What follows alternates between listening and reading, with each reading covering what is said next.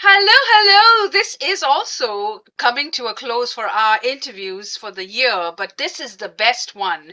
And we want you to pay attention because we are going to give you some great leadership advice. So I'm here in the studio with Jen, and Jen's going to tell us about her practice and how she can help all of you, veteran owned businesses, women owned businesses, all these passion products, not for profits. You can't have a business and not have leadership skills. It's just not happening. So tell us your story, Jen, and how you got into consulting and coaching. Yeah. Well, thank you so much, Elizabeth, for having me today.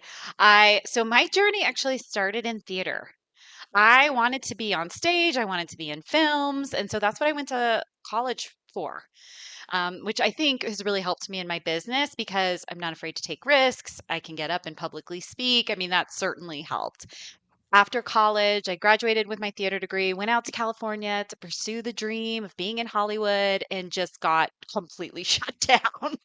I mean, after 3 years of constant rejection and failure, I came back to the East Coast having no idea what I wanted to do. And I ended up just getting a temp job at a hospital. Met this woman who ended up being a great mentor and leader for me. She just really showed me what it meant to have compassion for the people that are on your team and push them out of their comfort zone so they're constantly growing. And so I was in operations leadership for about 5 years under her. And then I went back to school, got my master's program. And in that work, I realized what I really loved was coaching and guiding and teaching. And I learned about this whole learning and organizational development world in organizations. So I shifted over to work in organizational development at another hospital. And that led to us moving out to Colorado from the East Coast, and I got a role with the state of Colorado leading their learning programming. And then that led to a director position with another organization, a nonprofit health plan. And I was their director of learning and organizational development. So, this journey, I was teaching and developing workshops and leading the learning strategy and coaching one to one. And I loved all of that, but I wanted to take it externally. As you move up in leadership, sometimes you do less of the doing and more of the guiding and the visioning. And while I enjoyed that, I missed doing more one to one coaching and designing workshops and teaching and facilitating. And so the last couple of years, that's what I've been focused on is really honing in on leadership and team development, helping leaders better navigate their workload, create capacity to do more of the strategic work. So higher levels of leadership, usually director level and above, building their confidence, focusing on strengths, and really building high performing, engaged teams.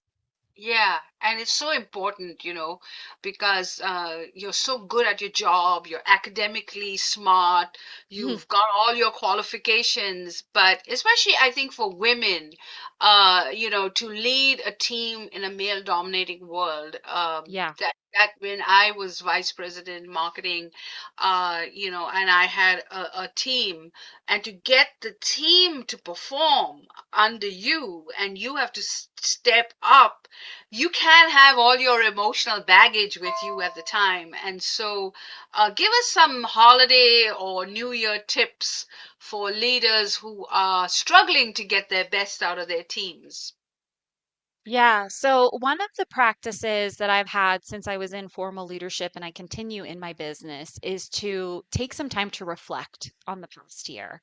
So, I block off a half day usually to think about what went on over the past year. What were the wins? What were the wins for me? Wins for the team? What strengths did I lean into? What did I learn?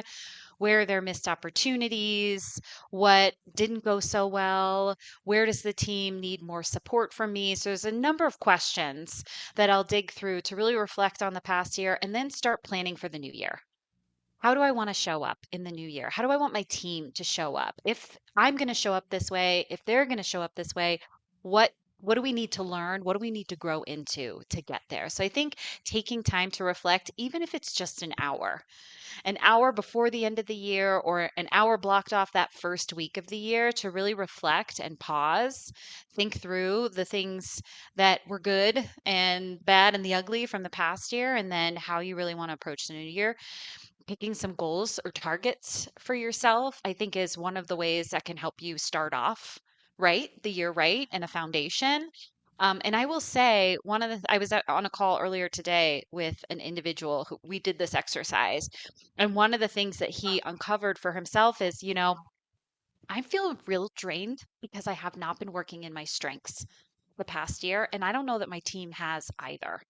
So that for him is a huge theme for the new year is how do we lean more into our strengths, the things that energize us, and how can I get my team to do the same? So instead of me trying to hold them accountable, let me figure out what are the bright spots, what's going well, where are they really energized? Let's build off of that to help minimize the areas of opportunity. So the reflection and the strengths-based approach, I would say, can be really helpful for them. Oh, wow. That's such great advice. So there you have it. Sharpen those skills. And she also has a boot camp.